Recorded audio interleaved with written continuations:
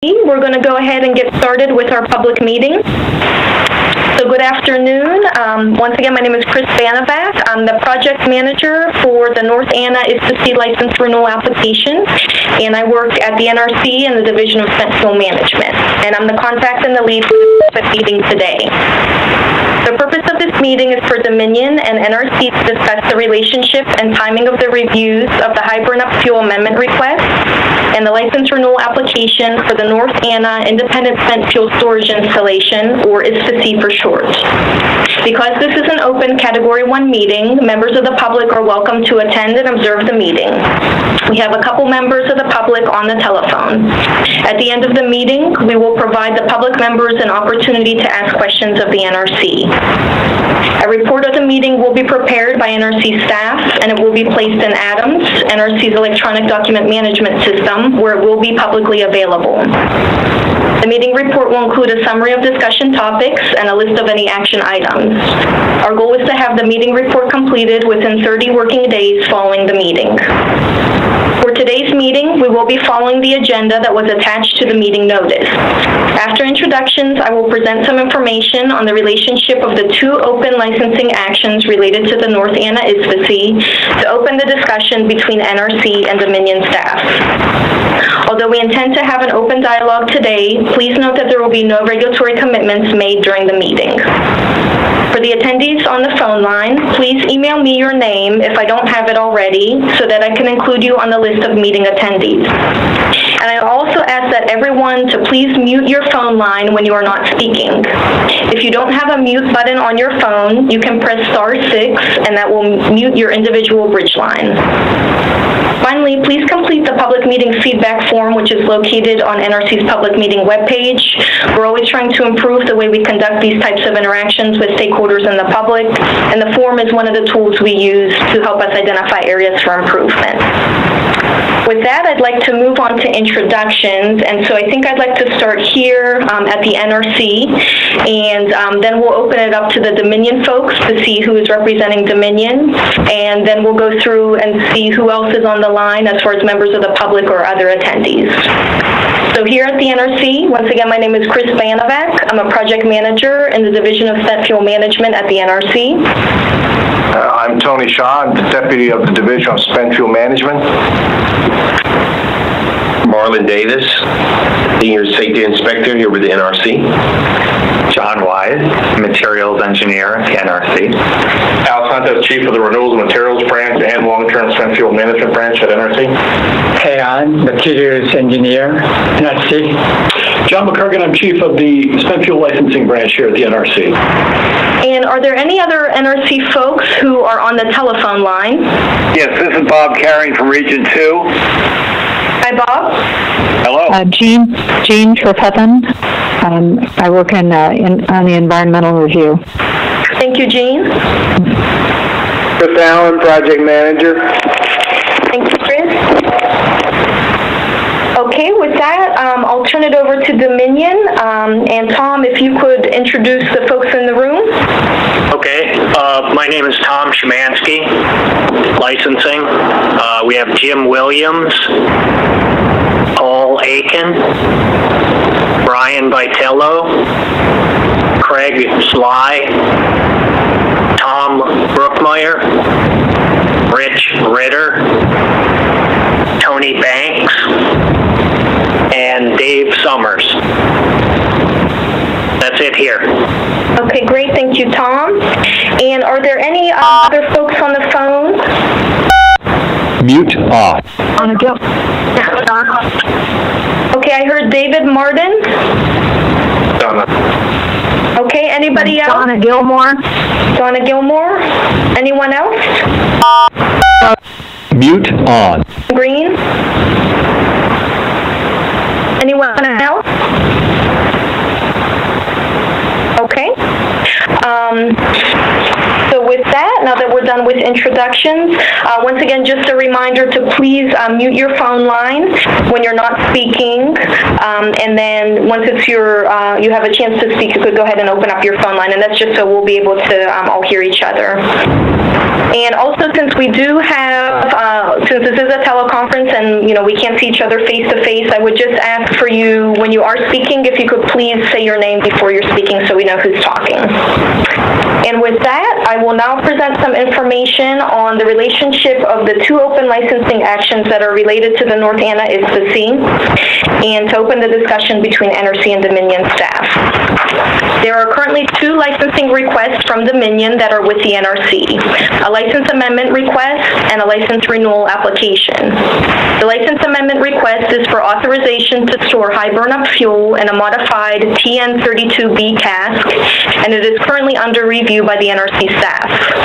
The storage of the high burn-up fuel cask at the North Anna ISPC is requested in support of the planned Department of Energy and Electric Power Research Institute high burn-up fuel demonstration project. The staff expects to complete its review of the amendment in the fall of 2016.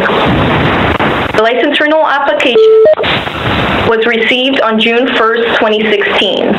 The submittal of the renewal application was timely per the requirements in 10 CFR 7242B. The application reflects the North Anna ISPC current licensing bases, and it does not address high burn-up fuel, either the fuel itself or any structure, systems, and components that make up the instrumentation or design modifications that are proposed in the amendment, as the high burn-up fuel amendment has not been approved and it is not currently part of the licensing bases.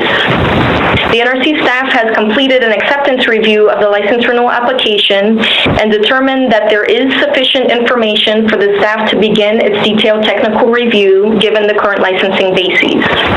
However, the acceptance letter of the renewal application is pending, as the staff first wanted to discuss with Dominion the pending high burn-up fuel amendment and its potential impacts on the staff's review of the renewal application in the interest of efficiency of the review, and that is why this meeting was scheduled.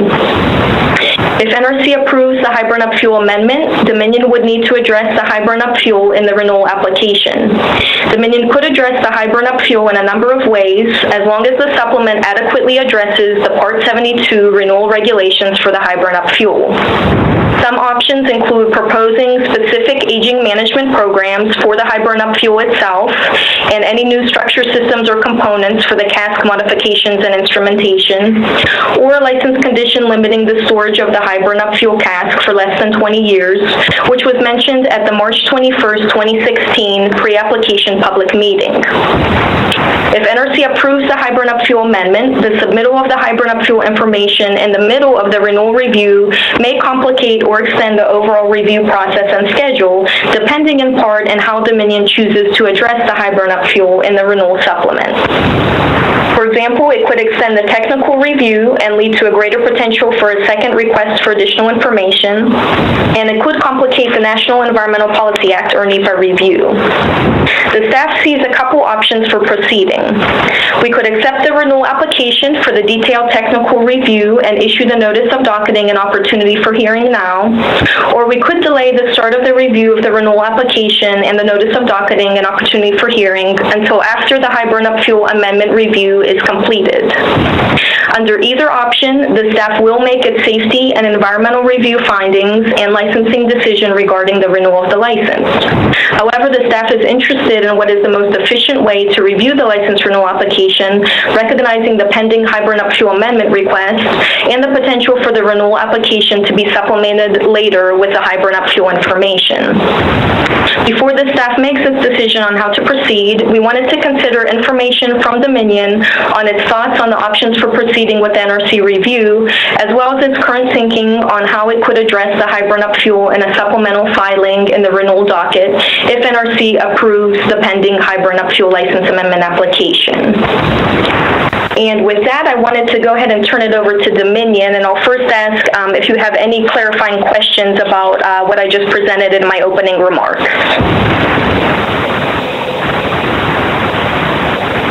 No, I guess not, Chris. I think that was clear. Okay, thanks, Tom. And so I'll turn it over to you guys if you'd like to start your discussion and share any thoughts that you may have on the review schedule options. Okay. As I told you before, earlier this afternoon, we have not come to any conclusions as to which pathway we were going to choose. So I believe this will be an open discussion on our end. I guess we're hoping for some dialogue with your people too, because I think we're feeling our way through this. We're at the early stages of which ones of these options to take. We have not formalized or solidified an approach. We are, I think I can speak for all, fully on board with efficiency and doing this the right way, but I don't think, I guess perhaps we were, well, I'll keep that thought to myself. So I guess I would open it up here to individuals around the table. Do we have any thoughts?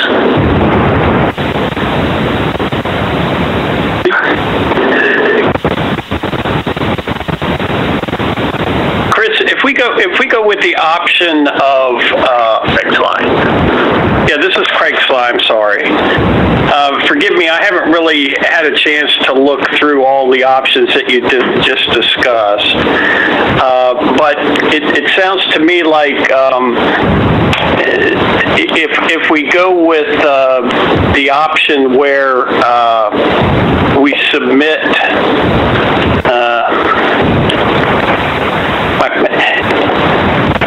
one of your options would include 2 environmental reports. Is that kind of correct?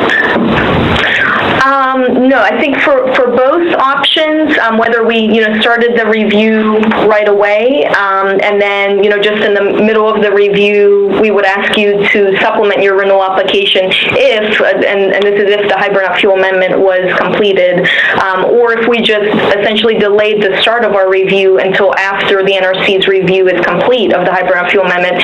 Either way, the environmental review, I'll call it the product, at the end of the day would be the same. Right now we're planning on an environmental assessment. However, I did mention a possible, complication of our environmental review, which occurs under the National Environmental Policy Act, or NEPA. We do, under NEPA and under our environmental review, we are required to conduct some consultations under the Endangered Species Act and the National Historic Preservation Act. And we typically do start those consultations very early on in the environmental review, so very shortly after we accept the application for review. And our thought is that if we get some substantive, I'll call it substantive information that addresses the high burnup fuel in the middle of our review process, that we would already be in the middle of those consultations. And so when I mentioned the potential complication of the NEPA review, that's really what I'm referring to. But at the end of the day, for the renewal application, we will conduct and we will complete an environmental assessment. Okay, so I think then what you're telling me is that if we supplemented with the HBU information, for example, that could very well complicate your review and maybe delay your environmental review. It has the potential to. It has the potential to. And I think sort of depending on maybe what the high burnup fuel supplement, what it will actually consist of. And like I said, there's many options. At the end of the day, we're going to be looking to see, if the renewal regulations are met. But the 2 options, at least that have been discussed, publicly in our prior pre-application meetings, was the submittal of, I'll call it a detailed aging management program, or AMP for short. And so that would be an AMP that would address the high burnup fuel itself. And then also with the design modifications that are related to the high burnup fuel amendment, if there are any new structure systems and components that are a part of that high burnup fuel amendment, and if that got approved, that if any of those scoped into the renewal, then an aging management program would need to be provided for those as well. So, one option, at least that has been discussed so far, is the submittal of a detailed aging management programs for the high burnup fuel. And another option, since, I guess it's fair to say that the high burnup fuel cask is unique in that it is in support of the Department of Energy and the Electric Power Research Institute demonstration projects for high burn-up fuel. And I know that demonstration project does have some time, I'll call it time expectations for how long that cask would be stored before the fuel would be removed at some point in the future for destructive examination at another site. And so given that, the high burn-up fuel cask is in direct support of the DOE and EPRI demonstration, another option, and this was mentioned at our last pre-application meeting on March 21st, is possibly a license condition that would essentially limit the storage time of that high burn-up fuel cask to a time period where aging management wouldn't be needed, just because that cask hasn't been stored enough to essentially trigger any aging management activities. And so a license condition essentially limiting the storage time of that cask could be another option for how to address the high burn-up fuel in the license renewal application. And I know at our March 21st meeting, it was something that sort of was brought up, and it sounded like Dominion hadn't thought too much about that option at that time. And maybe to help sort of frame our discussion here today at this meeting is if Dominion folks, if you've given any thought to, and recognizing, the high burn-up fuel amendment is still under review and nothing has been approved yet, but if you've given any thought to what your renewal supplement may entail, if it would, be detailed aging management programs, or if it would be something more along the lines of a condition that would limit the storage time of that cask. So, Chris, this is Paul Lake, and I think, coming into this phone call, I think you kind of piqued our curiosity at the public meeting with the license condition, and I think we wanted to explore that possible option with the limitation of the cask being on the pad. Because our mindset was that we were going to have to supplement, but if we limit the time on the pad, it's almost becomes short-lived, quote unquote, if you will, in not requiring aging management. And if we could work that out and discuss the possible feasibility of that, I think that's where our interest is. We also understand that we might have to, if that doesn't work out, supplement the application. And I don't think we're prepared to talk about that in any great detail, but we'd have to go through and look at the impacts of a high burn-up cask and go through the scoping and screening and all the process steps that we do to come to a conclusion on what might need to be done. And at this point in time, I can't say if we're going to need a specific aging management program or not. Mm-hmm. But I think coming into the call, the license condition was of interest to us. So that's what we wanted to really explore with the staff, to see what would that be, and what would that be against a license amendment or against license renewal, and if that was something that you guys had thought through at all. Yeah, so it is something. It's a good question.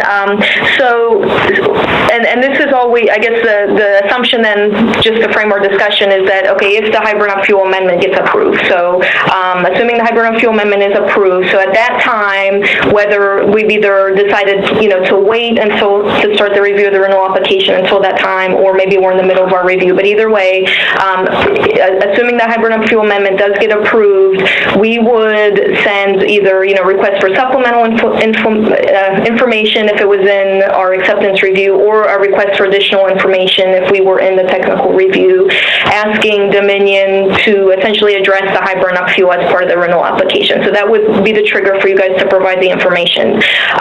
So since it really is a consideration for renewal, it would be part of the renewal application. So any kind of license condition, we don't see that coming into the high burn-up fuel amendment. We really see that as a renewal consideration. Because it's essentially, when we say, now high burn-up fuel is part of your licensing basis, you need to address in the renewal, then of course it's up to you, how you would like to propose that, whether you would like to propose detailed aging management programs, or, license condition limiting the storage of the cask where aging management would not be needed for that time, or perhaps there's another option, that has not been thought of yet. But we would, leave that up to you how you would want to essentially supplement your renewal application to address it. So we see it as coming into the renewal review, because it really is a renewal consideration. Okay, that's fine. Now, so if we chase down the path of the license condition, with there need to be an RAI and a supplement provided you put a time a constraint on the length of the time the cask is on the pad? I'm sorry, Paul, can you repeat that? I really see in this whole process, if you can put a license condition and to say you can't be out there for greater than 20 years, I don't think there's a need to do any further work. Yeah, at that point, the condition is essentially providing, and it's kind of difficult to talk about, but since it is limiting the time of storage, it would never trigger aging management. So, That's right. so that condition would essentially be, the proposed condition and sort of the reasoning behind it, explaining maybe some of the aspects of the demonstration program and why it's not expected. That could be your response to that RSI or RAI. Did that answer your question, Paul? I'm not sure if that was... Well, if something is limited in time, the original license was 20 years, and, we limit it to 20 years, then, I think, what we're saying is we're not sure we even need to do the aging management review or aging management program, and just we have the license condition, and we have to meet the license condition. So it's not that we have to go through and do what we call an integrated plan assessment and aging management program evaluation. I think we just avoid all that, and that's the benefit of doing this as far as efficiency, not only on our part, but your part as well. Yeah. And that's really, I think, where we're most interested. And I think a part of that too, Paul, is, and like I said, just given the unique nature of the hybrid fuel cask and that it is supporting the demonstration, any information that you could provide as part of that, as, here's the current, plan for the demonstration project, if there's any contractual arrangements, you have, just pretty much just explaining that and telling that story of this is the current expectation for the storage of this cask could help us in our review, for that condition. And of course, the reason for the condition is, let's say the expectations change and it turns out that the high burn-up fuel cask, maybe it will be stored for longer than 20 years, which would be the trigger for, aging management activities for that cask. At that point, if any of the expectations change, that is that condition, that's essentially I'll call it the protection there, once there's any expectation that condition won't be met, then now we're in license amendment space, and then at that point, yes, if now the expectation is, this cask will be stored for longer than 20 years, then yes, at that point, we would want to see the aging management review and any aging management programs or activities that would be needed to manage the aging effects in the period of extended operation for that system. Oh yeah, absolutely agree. But if we're, if our plans are have it off the pad within 20 years, then there's no need for any of that. Yeah. And just one point, I don't think we would want to get into contractual agreements or arrangements. Oh yeah. As part of that response, and I don't know, as part of the license amendment, how much of that information is already provided. So, instead of replicating information, we'd have to noodle a bit more to figure that out. Just a statement or something to the fact about 20 years. That's the key that, the expectation, the way that we're doing this is because we understand, because we've been involved and gave comments to the hybrid demo program ourselves, that it's not going to be 20 years. So that's the expectation that we have. That's why this is an option, because it doesn't make sense to do aging management or require you to do aging management if you're never going to have it there for more than 20 years. Right.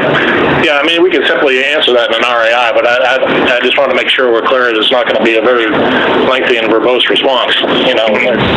And Paul, with any application, if there is ever any information that you want to provide as part of a RSI or RAI response that is already docketed, of course, for any application, you are always able to reference the already docketed information. So you wouldn't need to resubmit that.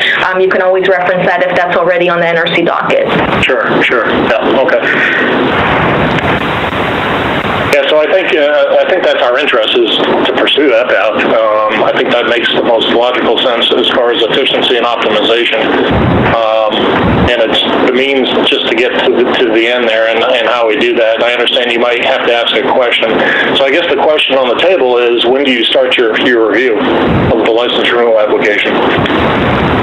Yes, and so And actually, I'll turn it back to you guys too, because the one thing, as far as efficiencies, we would consider if there's any efficiencies or complications on your end, for whether we would start the review now versus later. Understanding staff who maybe are assigned to the renewal application and other activities, but do you see any impacts to essentially you if we start the review now versus later? Do you see any impacts either way? And the later, I did mention, we are planning at this point to complete our review of the amendment in fall, so we're looking at essentially, we'll call it maybe a 3 to 6 month delay in starting the review. Well, if we have the understanding that...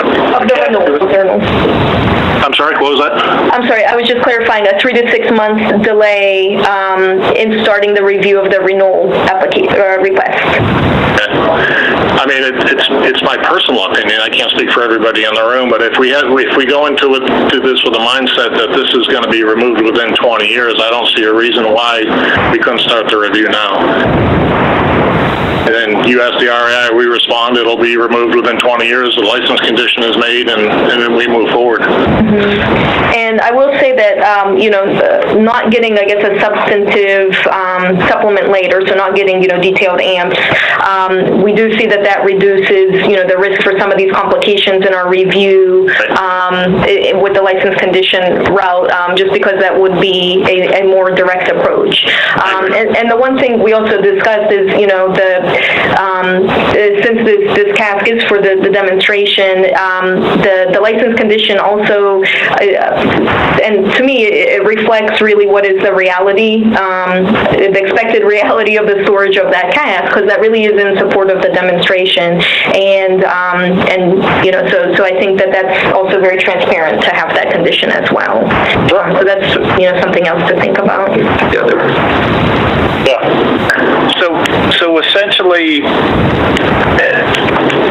and I'm just making it up on the fly here, I would envision a license condition like this would first of all recognize that the HBU CASC is on the pad and maybe describe when it was licensed, and then have some sort of limitation as to how long it can remain on the pad without having some sort of disposition on an aging management program. Does that kind of sound where we're going here? Sound like where we're going? And I'm sorry, first let me ask, who was just speaking? That was Craig Sly again. I apologize. Oh, that's okay, Craig. So, Craig, I think you're sort of asking maybe what that condition might look like? Yeah, that's kind of what I'm asking. Okay. So probably some kind of time-limited condition. So either, a date that does reflect the expected storage duration of that CASC. If you guys do decide to take this approach in supplementing the renewal application, that's something we could get into more detail at that time to talk about, what is sort of the date we want to actually put in that condition. Do we want to back it out a few years if you do approach that date, to give you time to essentially pursue that license amendment, or is that something you want to back out on your own, knowing how long it would take for that license amendment review? So we could talk about that, but essentially it would be, or the way I see it, it would be a license condition with a date that, this CASC. But I think it does, this is Mark Lombard of NRC, it does make sense to back it up a little bit to think about what time frame you'd have to make a decision. Let's say worst case, and based on everything that we all know, this is not planned to happen, but some back it up 7 or 8 years before the end of that 20-year storage period to submit an LAR license amendment request for that specific system. That seems aggressive. I was just thinking of a timely application. What would the timely application be by the regulation? So that's an interesting question. So it is related to the renewal, and it's 2 years, right? Yeah, that's something we'd have to get back to you guys on. I think that's something we'd have to check with our general counsel on, because at that point it is a license amendment, but yet it is related to aging management. And, for aging management renewal, we do have the 2-year timely submittal. But that's something that we'd probably have to talk a little bit with our general counsel about. And like I said, if that is the option that you ultimately pursue as supplementing the renewal application, that is something that we could discuss at that time to figure out what is the appropriate date to include. We have not discussed the time frame. We just know in terms of when to submit the LAR. What we've been talking about is, after that 20-year window, that's the period where you need to have some sort of aging management. And Yeah, we'd be sensitive to the fact that if we did go in at 6, 7, or 8 years ahead of time, that we do all that work and the cask is removed and it's all for naught, and that's not. Oh, yeah. No, that makes sense. It may be 2 years because that's what 2 years before, and that type of thing. The anticipation of 2 years for timely renewal for the for the life science facility was there to make sure the aging management programs were developed and created. So in that way, depending upon the maturity of our aging management programs at that time, which is again probably 20 years from now, depends on whether it's going to be a year, 2 years, whatever that we decide. But we have not discussed it, and it's premature to talk about really those years yet. But we'll talk about it in the meantime. Yeah, we'll work it out. That's a good point that may be too conservative, because the lead times are based on development of your NDE techniques anyway, and those will be completely developed by that point. And the high burn-up fuel, if it goes the way it's planned to go, that part of the aging management program will be taken care of by then. Or defined, not defined, let's say. Right, so in the spirit of efficiency, that would kind of cut across the grain of what we're... Yeah. No, you're right. Good point. Okay.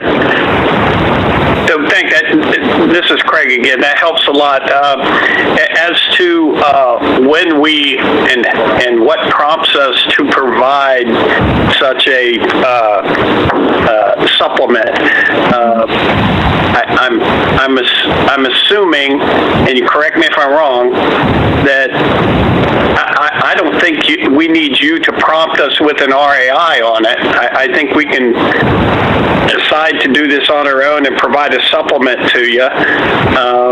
When the real trick is for us to understand and having a kind of an agreement with you on what the best time is for us to provide that information, so that it doesn't hold up your review of the license renewal application or unnecessarily complicate it. So I think, depending, I guess, which option we take for proceeding. So if we accept the renewal application now,